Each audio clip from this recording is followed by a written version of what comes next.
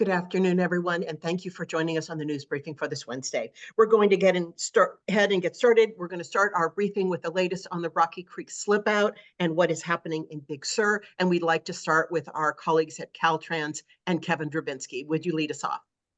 Thank you for making us welcome, as always, man.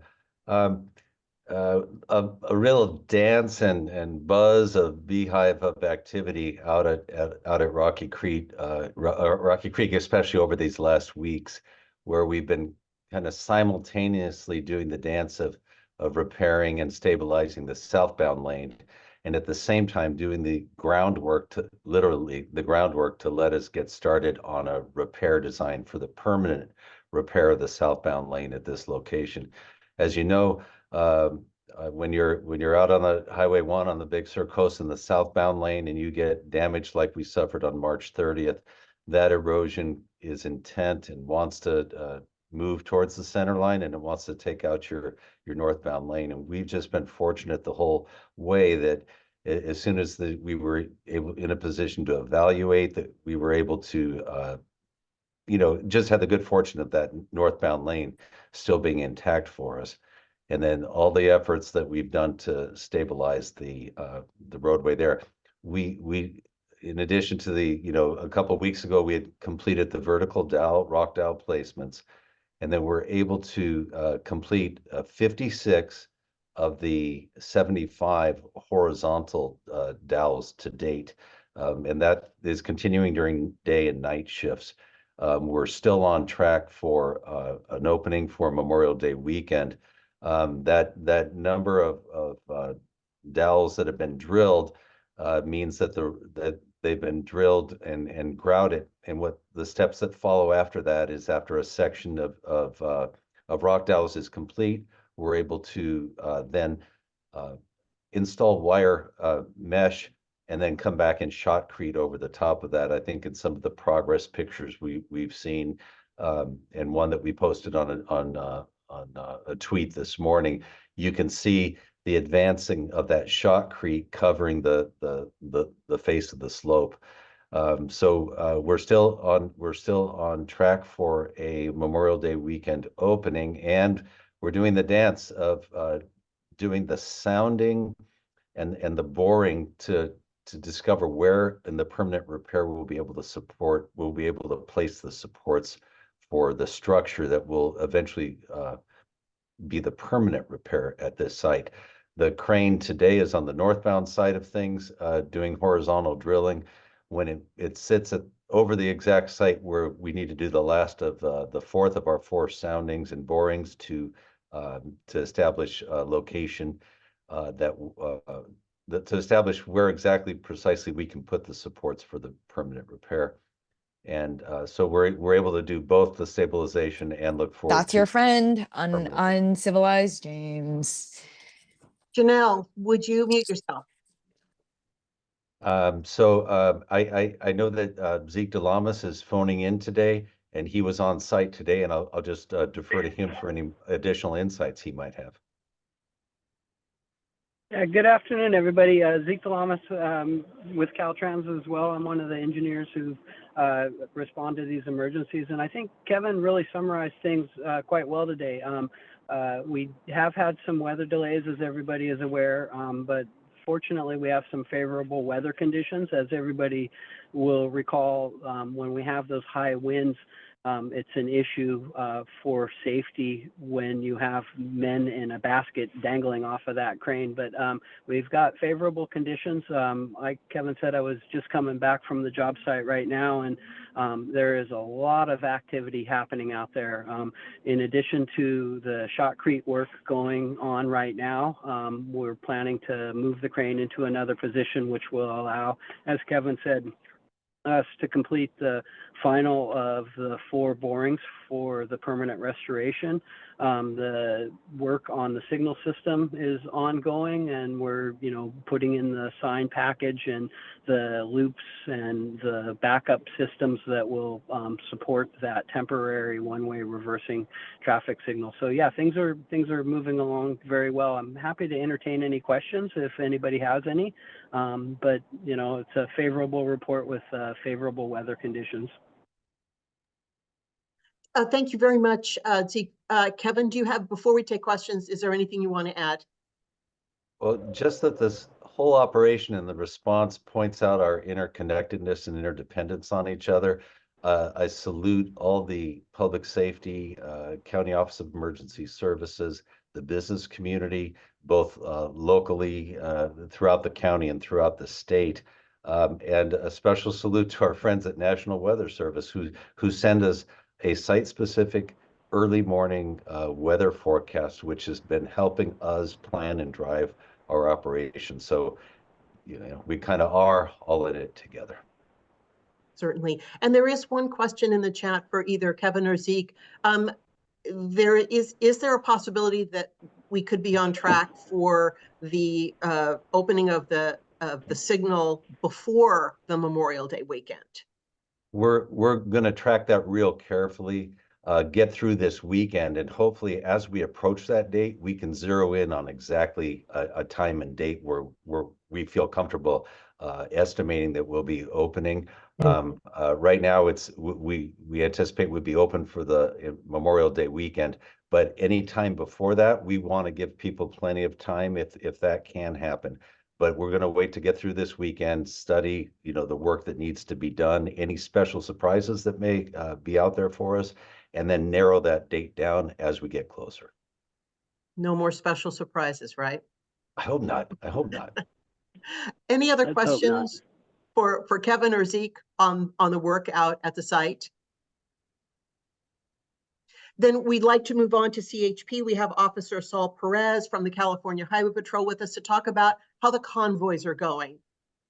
Hi, Saul. Hello, good afternoon. Hi. So yeah, my name is Saul Perez, and I'm an officer with the California Highway Patrol. Can you hear me well? Yes. Okay. So I would first like to say thank you for having me here and allowing me the opportunity to address the community regarding the convoy updates. So as for the updates, there are 2 daily convoys on Highway 1 through the Rocky Creek slip out, and it's open to all members of the traveling public. The first convoy will run beginning at 7 a.m. The last convoy will run at 5 p.m. Each convoy will run for approximately 1 hour so that the crews can continue their repair in order to stay on schedule to reopen by Memorial Day weekend.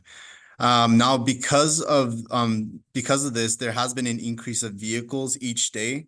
Last week we had approximately 500 vehicles traveling through. This week on Monday we had numbers that were approximately 700 vehicles traveling through. So again, with these increase of vehicles, the convoys are lasting slightly over the 1 hour mark. So last that I got told it was about 1 hour and 10 minutes. So still trying to reach there, but obviously with Memorial Day weekend coming up, with the high number of vehicles, with the communication that we're giving, we're anticipating these amount of vehicles to be increasing.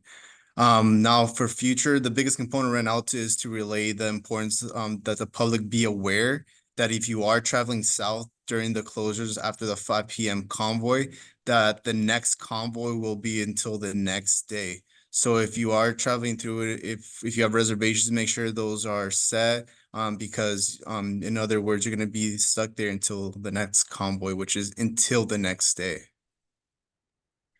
Thank you. And it's really good to remind people of that, because I think everyone's so excited that there's more access to Big Sur, they may forget that very important part.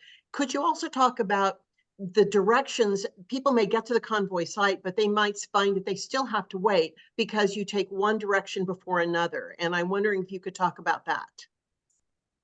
Yeah, so as for the directions of the northbound and southbound side, I don't have the exact numbers for the 700 vehicles that are traveling through at that time. That's just an approximate base of the total vehicles traveling through the slip out. As for travelers wanting to get through, like I said, it is important that the main message we really want to give out today is to relay the importance of, if you're going down to the Big Sur area and traveling south of that closure, then it's going to be extremely difficult for you to come back until the next day at set time at 7 a.m. Now, if people still want to travel south to the southern region of California, alternate routes to 101 would be a good alternate route that they may take. And I'm sorry, I wasn't clear on the question that I asked you. It's my fault. The convoys can't go at the same time, obviously. So is there a north and south priority where northbound comes first in the morning and southbound goes second in the morning? Because people may get to the convoy site and still find that they must wait for their side to go. Yes, that is correct. I'm not certain to know which side proceeds first. But because of that, our message is still the same: to arrive on time, even before time. Wait in line until your turn is set. There's officers on the north side and south side addressing this situation so they can direct traffic and they can let traffic go back and back and forth. But it is one-way traffic. Either it might be the south end first, or and then the north end. Thank you. And that 700 number you gave was for Monday, correct? And that That's was the correct. total of Monday. That's correct. Fantastic. Thank you. Any questions for Officer Perez on the convoys and any related information? Rick, go ahead. Ask your question.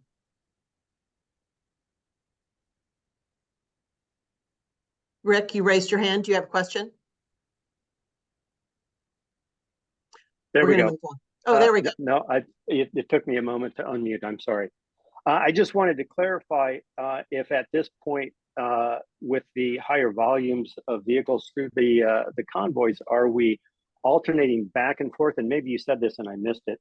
Are we alternating back and forth X number of vehicles at a time, or are we clearing the entire northbound lane and then going to southbound or vice versa? Are we clearing the entire line or moving back and forth? Yes, so great question. So in terms of each day is going to be different. Obviously, the middle of the week is going to be different than the weekends. We are expecting a higher number to be flown during the weekend as Memorial Day is increasing and as this information is being relayed to the public. Now, each circumstance it's going to be its own. Now saying that, if we see that it's more efficient for the one way to be completed, then go to the next one. That's going to be up to the officers and the personnel on scene, so they may determine the most optimal solution for that circumstance. Thank you. That's a really good question, Rick. Thanks very much for asking that one. Any other questions for Officer Perez? Seeing none, thank you. I really appreciate you joining us today and providing that information. Really very helpful. I see we have Chief Matt Harris from Big Sur Fire on the call. Chief Harris, is there any information you wanted to share, or are you monitoring today?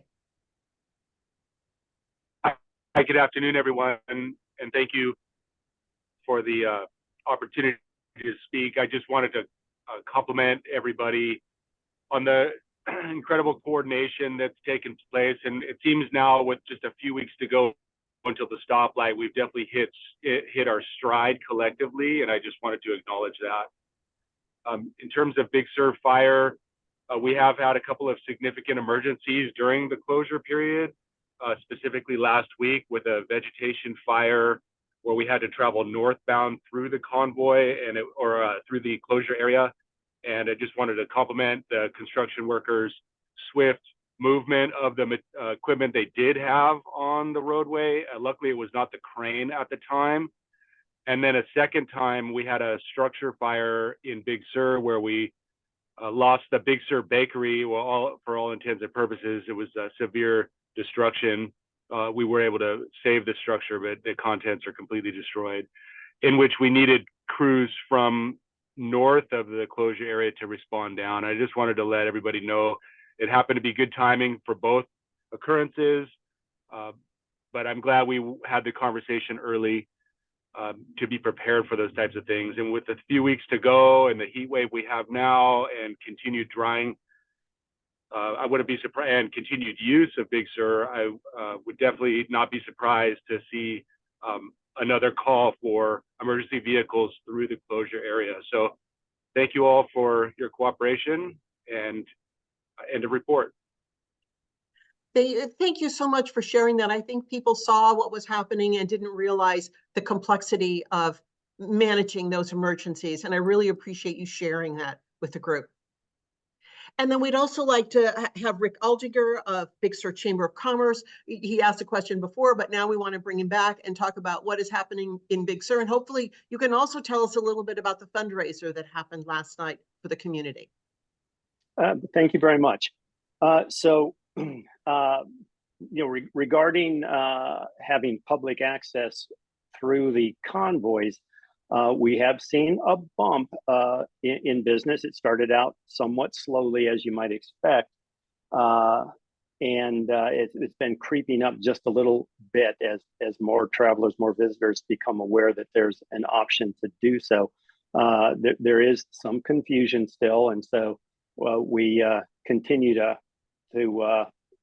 encourage everyone to do really very clear and comprehensive messaging as we advise travelers that it's one opportunity in and one opportunity out, so that they don't get caught unaware.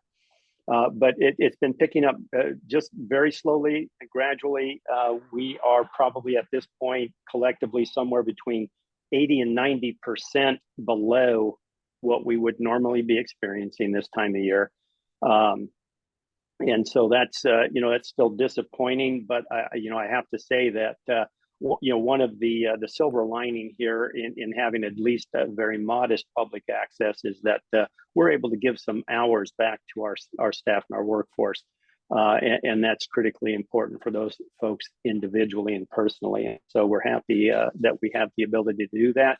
And certainly want to thank everyone who has participated in making that happen and making it work, because I know it is very complicated. Regarding the fundraiser, it was, I want to start by just saying I wasn't there. It was a little too, well, I wasn't there. However, I do know that it was a great event, and and again, I want to thank everyone who participated in making that happen. It happened in very short order, about a 2-week time frame to pull together a very extensive and complicated event, and very high-end event that was, by all accounts, very enjoyable, a fun thing to do. And I want to thank everyone for their generosity. And so far, the event, the event had the in-person component of that last night, and there's also an online component of that for auction items, as well as just direct donations. At the to date, as of last night, including all 3 of those components, the auction, the donations, and the in-person events, just a slightly over $74,000 has been raised for the Big Sur community at this point, and that's wonderful. So much appreciated, and so many people who will benefit from that, and so we're all very thankful for that. And I just want to let everyone know too that the online auction and donation components will continue. They are live and will continue to be live at least until noon this Saturday. So you still have an opportunity to go online and check out the items. There's some very cool auction items there, and to bid on those. Thank you so much, Rick. The numbers are disheartening, the figures that you gave about being below normal, tourism traffic. But boy, there's a lot of love coming your way, as shown by that fundraiser. And there's going to be a log jam when that signal light starts, right? Everyone's going to want to get down there to see you. It's very heartwarming, and I know personally, I'm hearing from friends who love Big Sur, and from all over the country. I'm hearing from them, and with their best wishes, and that they're anxious to be able to come back. Thanks so much for bringing us the snapshot from Big Sur, and just keep our fingers crossed all goes well. Thank you for the opportunity. Sure. And then we're moving on to our next topic. May is Mental Health Awareness Month, so we are going to take a look at this topic. We're going to get a snapshot of some local data and resources. We're also going to check in on the You Matter, I Will Listen community campaign that lets us all help one another. So we're very pleased to have Melanie Rhodes, Deputy Director of our County Behavioral Health, and along with Kelly Moulton, Behavioral Health Services Manager. Ladies, welcome. Thank you. Thank you, Maya. It's great to be here, especially during this month. Thanks for having us. May is Mental Health Awareness Month. And really, it's a reminder for all of us to prioritize our mental health along with our physical health. And to do a little stigma busting and education on the topic. And really, it's an opportunity to check in with ourselves and our families, our support systems, our circle of friends, colleagues, on how we're doing and reflect on how we're replenishing ourselves, how we're recharging our batteries, so that we can continue to, do all the things we need to do in our lives and meet all the demands. We live in a really fast-paced society, and just really look at how we are attending to our overall wellness and including mental health in that. So put together a little presentation here. There we go. And, based on some of the most recent data that has come from SAMHSA, the Substance Abuse and Mental Health Services Administration, nearly 1 in 4 adults reported a mental illness. And before the pandemic, I believe that stat was 1 in 5. So, almost 20% of adolescents aged 12 to 17 have had a major depressive episode. And there is 1 death by suicide every 11 minutes in the United States. Like, we are living in the middle of a mental health crisis. And we just need, attention on this and to kind of shift that culture to make it okay to talk about and acknowledge. It's like when we're having a hard time. If we're coming down with a cold or a flu or something like that, folks are often like, oh, I'm not feeling well, and it's kind of commonplace to share that, but maybe not so much if we're having, a down mood or feeling a little anxious or stressed. It's so how we can work together to really shift the culture on this. And going to be sharing some helpful resources and things in a minute, but I did want to just share some of our local numbers, some of our local data. I was with you back in December, really launching our community crisis line for Monterey County and talking about 988 and all those resources and moving towards a 24/7 mobile crisis services. And so, for the first quarter of this year, from January through March, from all of the crisis lines combined here locally, we've had over 2,000 calls to those lines. So that's including our community crisis line 988 for Monterey County calls, our Seneca Children and Youth Warm Line, as well as the old suicide prevention lifeline number, which is still active. So, we've had over 2,000 calls to those lines in that 3-month period.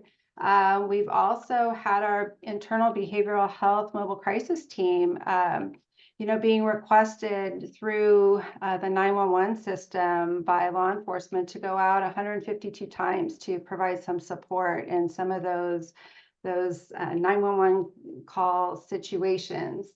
And in total of our mobile crisis response, we've had, almost 581 calls for service and support from our different teams during that time. So it's busy. Some of the numbers have gone up a little bit for calls. We've seen sort of an upward trend as we're going through the months, but it's really great to see these lines being utilized, folks reaching out, calling into the community crisis line or 988, folks can remain anonymous. And, what we're really seeing and what some of this numbers are showing us is that when folks are reaching out and they're getting some of that phone support and they're reaching out sooner rather than later, the vast majority of the times, like with a little bit of that support, situations can be stabilized. They can be connected to other resources.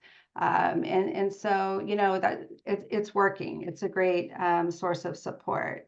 So part of Mental Health Awareness Month is also like educating. And so I just wanted to do a little bit of level setting here on some of the terminology that may be very familiar to Kelly and I, because we like live in this world all the time.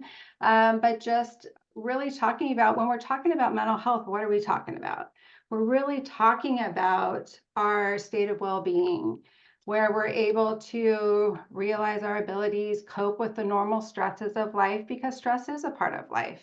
And so how do we manage those ups and downs? How can we be productive in our life? How can we contribute to our community? So that's really what we're all talking about. And so when we're referring to a mental illness or a mental disorder, it's really something that's impacting that ability to function. So it's disrupting our ability to function in our life the way that we want to. It's causing us some sort of distress. It's interfering with our ability to work or go to school, or it's impacting how we're thinking, how we're our behavior, how we're feeling emotionally. And so there is sort of that functional impairment to that. And then when we're talking about behavioral health, we're really talking about both mental health and then also substance use. And so we're really looking at that in a very integrated way, and really looking at wellness and resilience, and also treatment of both of those things when we're referring to behavioral health. And so when we're talking about wellness, that might look differently for different people. Different folks may find interest or enjoyment in different sorts of activities, or, find purpose and meaning in their life in different ways. And all of that's okay, and it's like, what gets us up out of bed in the morning? How do we find joy? How do we find meaning and purpose in our life? And how do we define happiness? And so really, when we're working with folks around, wellness and creating their wellness plan, we're really looking at how they're defining it and what they're finding meaning in, not like maybe what we might think. So we're really guiding folks in their own journey of exploring, what's meaningful for them. And so I really invite folks to think about mental health, behavioral health, wellness along a continuum, because it's not black or white. It's not this or that. It's really all those shades of gray. And not everybody is, going to have a diagnosable mental illness, but we can all have those days where maybe we're not feeling our best, and so it is really along a continuum.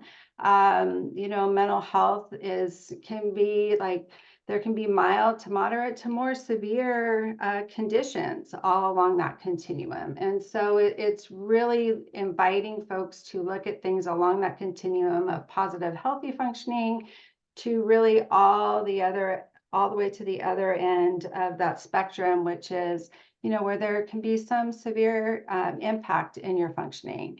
And there is help. And we have some handouts, I believe, Maya, that I shared with you that you're going to be able to send out around where our behavioral health clinics are located, and some of the numbers and things. But, just having an overall approach, a wellness approach, is really important, because one of the things that we do know is that people who are living with a serious mental health or substance use disorder are dying decades earlier than the general population. So this is a public health crisis. And mostly we're seeing that it's from preventable chronic medical conditions. And there's a number of factors that contribute to that are listed here. There's more information on the SAMHSA website around this as well. But you know, it's preventable, but we got to make it okay to really talk about and address. And so when we're looking at wellness, we're looking at it very multidimensionally in all of these different areas. And so the physical, the emotional, the spiritual, like the whole person. So we're really trying to look at it from a holistic, whole person care approach in all of these different dimensions. So some folks might wonder, you know, what are some of the early warning signs? What do I look for? And I would just really invite folks to get curious about changes. Like if they're seeing a change from the usual or from what we would refer to as sort of their normal sort of baseline level of functioning and how they're feeling, to just get curious about that, not from a judgmental place, but just from a, oh, I want to lean into it and I want to understand this a little bit more. And if you have, you know, a support system, people to reach out to reach out and talk about it. Because what we do know is that when we suppress stuff, when we try and ignore it or stuff it, it's going to come out somehow. And oftentimes it comes out in impacting how we're feeling physically. And so, you know, here are some early warning signs that might be indicating something, and just to feel like that they can reach out for some support. Here are some of the resources. We have our behavioral health access line for folks who are maybe not in crisis, but are seeking to get connected to some services. You know, that number is here. Again, our community crisis line for Monterey County is there, as well as 988, and folks can call in to talk to someone, can get you know, remain anonymous if they wish to. And then also our Seneca 24-hour support line. And Seneca is special because they really provide specialized services for children and youth up to age 21 and their families. And so they work a lot also with our system involved youth. So families and individuals in the foster care system, you know, our justice involved youth as well, probation youth. So they have an expertise in that area as well. And here's some additional links with resources. I mean, this month there's lots of different activities and things going on. There's lots of videos, education, things out there. I mean, I really want to give a shout out to NAMI, which provides a lot of support to families, and they have a lot of educational things as well, family to family, different workshops, education. Interim also has a lot of events going on, and their wellness center, the Pajaro Wellness Center, which you don't have to be connected to services to drop in and join. So there are things out there. Of course, our behavioral health website, and we also have a link to like a well screen, like an app kind of thing where folks can go through and answer some questions and then get some resources and referrals as well. And they could do that anonymously as well. And so there are some things there, but you did mention the You Matter, I Will Listen campaign, and I do have my green bracelets on. We do have them in English and Spanish. And really we're trying to support a year-round initiative to really nurture this whole idea of creating this community where it's okay to talk about and provide support around mental health issues. And so there is a way that you know, you can request it through our website, and we can get some bracelets out to different community partners. You don't have to be an expert in the area. It comes with a little card with some of the, you know, the approach here. And it's really just about listening and creating dialogue and support, and reflecting back and asking how you can be helpful. and just creating that culture of community and support. So invite folks to reach out to us if they're interested in joining the movement and getting some bracelets out. And yeah, I'd be happy to answer any questions. Thank you so much for walking us through all that. I know there's a lot there for people to take in, but if we don't talk about it on a month that's designated for this, when we want to talk about it more often, but this is a really good time to talk about it. Right. One of the first slides that you showed in this question came in about how many people are impacted with mental health issues. You gave a number that was 1 in 4. Mm-hmm. That's very likely that there's somebody in your circle of family or friends that has some issue at some level. Even if you just look at your own circle of friends, it's very likely someone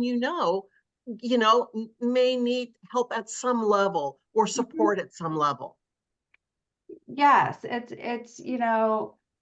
it's very common, and that's why looking at it on a spectrum, on a continuum, it can be some mild depression, some anxiety, some stress. I mean, life can be traumatic. We have a lot of folks who are walking around having survived some traumatic experiences that can impact folks as well. So we're not always mental health has a broad range, and we're not always talking about somebody who maybe is diagnosed with a serious mental illness, a psychotic condition or schizophrenia or something. I mean, there's broad ranges to it, and so it's more common than maybe we might like to think.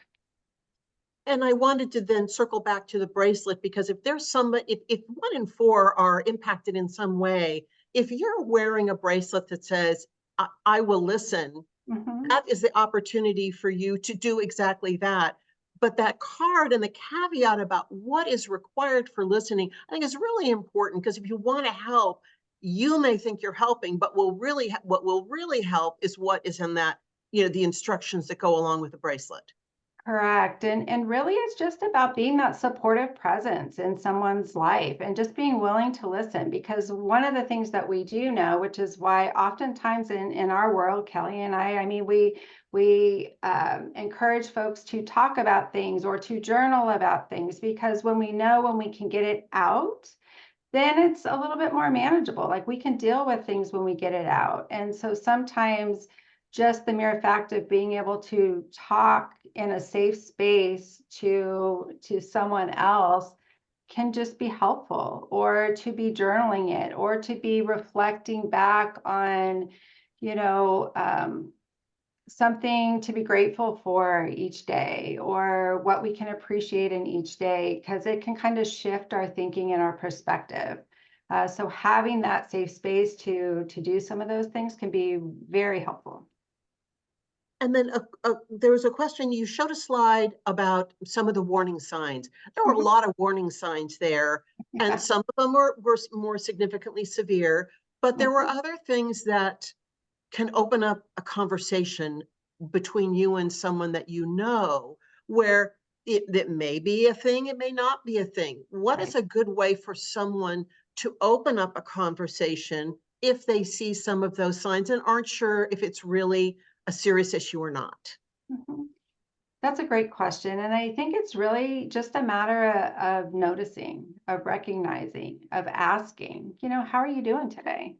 Or I noticed, and sometimes it might just be like, I noticed you're a little bit more withdrawn, or, just noticing, because it can help communicate that, I'm here, I want to be of support, and that you're willing to listen. And sometimes we're in this society where it's like we pass each other and we're just like, oh, how are you doing? Everybody's like, fine, fine, fine, but sometimes it's like, no, you're really asking coming from a place of wanting to know the real answer.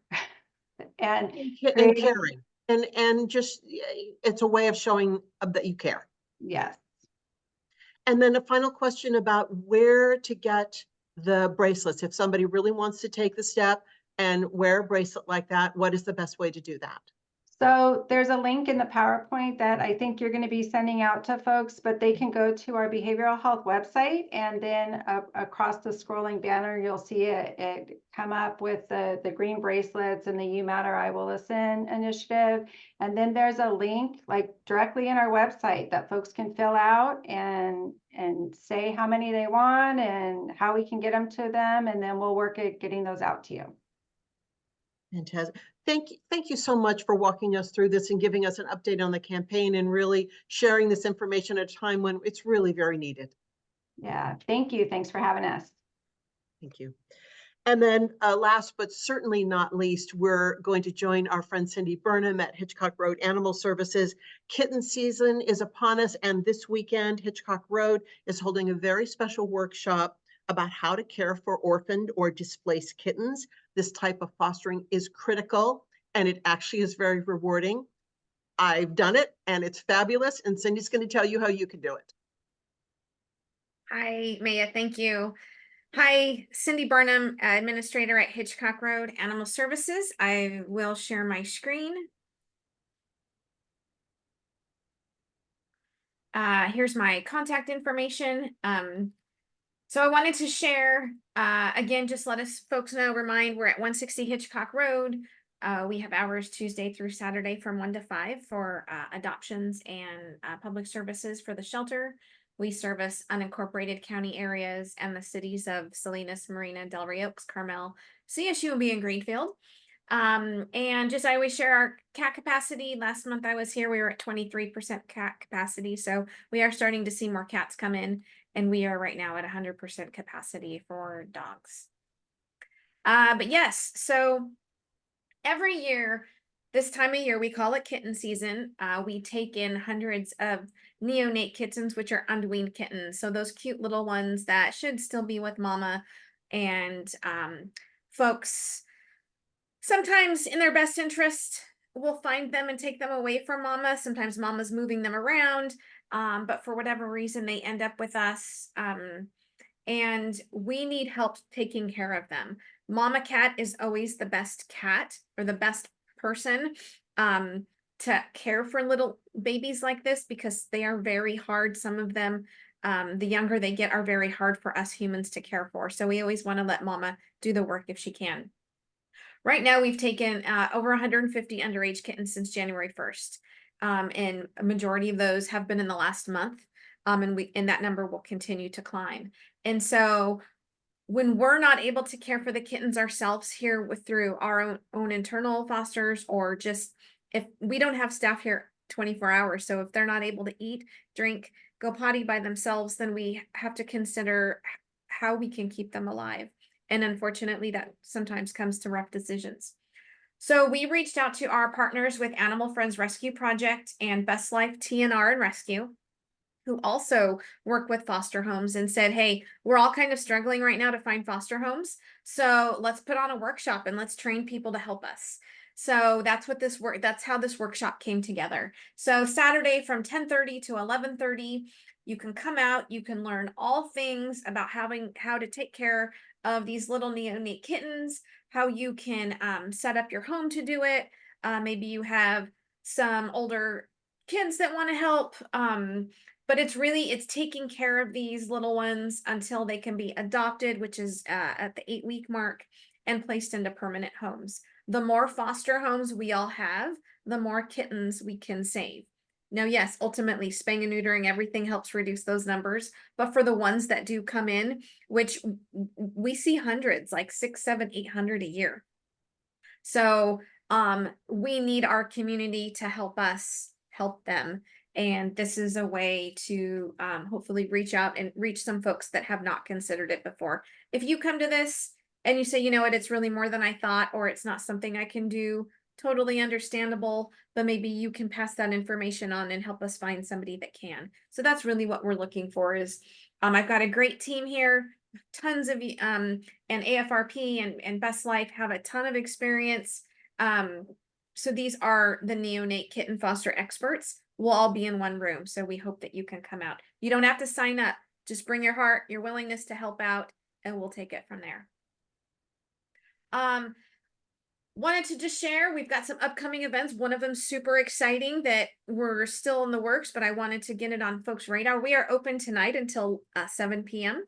It's one of our twice a month late events for adoptions. We've got $25 cat adoptions, $50 dog adoptions, and we're kicking off our new vaccine clinics this afternoon. So we're hoping to get some folks to come in and get their pets microchipped and vaccinated. We'll be posting on our social media and our new website for more upcoming vaccine clinics. But fresh out today, you can go to their website, but California is having a Adopt a Pet Day, Saturday, June 1st. It's being sponsored by Cal Animals and ASPCA, and I believe San Francisco SPCA, who are really trying to help promote adoption of shelter pets at the beginning of summer. And so Hitchcock Road is participating. And so mark your calendars. We're cooking up some stuff to have on Saturday, June 1st. It will be free animal adoptions for all shelters, participating shelters in the state. So that's super exciting. Just another reminder for lost and found pet resources. We have this texting platform where you can text, 831 lost or 831 found, and you can get some really quick links to help people get reunited with their pets. There's my contact information if you have any questions. Cindy, you just mentioned when you were talking about the California Adopt a Pet Day, did you say free adoptions on that day? I'm not sure I heard you correctly. Yep, free adoptions. On June 1st. They're being sponsored on Saturday, June 1st by Cal Animals, which is the state animal welfare organization, and ASPCA and San Francisco SPCA are sponsoring adoptions that day. That's fantastic. And also, I noticed that oftentimes with dogs, we want to make sure we, talk if there's any questions about the kitten workshop this weekend, but also we're seeing that you're holding steady on your capacity for dogs. And for a while, that had really skyrocketed and you were well over capacity. The shelter has done a lot to facilitate getting dogs either home to their owners or adopted into new homes. And, you might want to talk a little bit about what a tremendous effort that was. Yeah, well, our staff here is very dedicated to get animals back into their homes with their owners or into new homes. And the sooner we can do that, the better, because we're adopting them out and they're coming in, but we are staying late. We're opening early. We're working on sharing some information. We did receive some grant funding to help us to do that. We're out in the communities, really trying to be more of a presence in our community, just so that more folks know that we're here, that can come reclaim their animals or come adopt from us. But yeah, we've got some folks that are really working hard to get animals out of here, so that we can help the ones that still need us. And the vaccine clinic, you said you were going to post that on social for this afternoon. Remind us what vaccine. People may think it's all kinds of vaccine, but I think it's very focused on rabies and microchips. Is that true? Is that correct?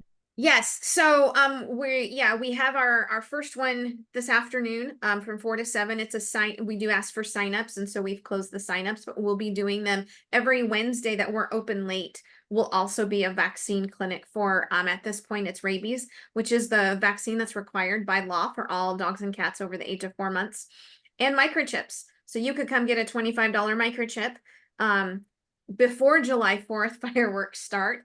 We're trying to, promote that a little bit as well too, but just trying to get some folks in here while we're open late. And if we can help and vaccinate your pets, you just got to sign up. We'll be opening up the next one in 2 weeks shortly, and we'll be promoting that on our social media and on our website soon. So just if you need your rabies vaccine for your pets or just a microchip, we want folks, the more microchips are the best way for pets to get reclaimed in, and cats, the only cats we return to their owners have microchips. So super important to have those done. Indeed. And then for folks who are attending the kitten workshop this weekend, you were talking about, people come with their hearts, but may find that fostering kittens is not for them. And it can be rigorous or fun, depending on how you look at it. But there's also an opportunity to meet with these other rescue groups to find other ways that they might be able to support? Because your rescue partners are very important. Critical. Our rescue partners allow us to get an additional almost 1,000 animals out through our shelter that may not have been able to find an adoption pathway or find their way home. So yeah, we take our relationship with our rescue partners very seriously. And that's why we partner together. If you can foster with us, great. If you want to foster with AFRP or Best Life, great, because helping them helps us. And so, and we're all working together. I mean, we're on constant communications with everybody and who can help and do what. And so, yeah, and I mean, it all helps. We've got some really great local rescue partners, agencies that are doing a lot of really good work, and helping them also helps us. Thank you, Cindy, and good luck tonight with your evening hours. We hope you have a great turnout. Yeah, we're excited. Thanks. And thanks everyone for joining us on the news briefing this week. Our next briefing is next week, and we'll see you then.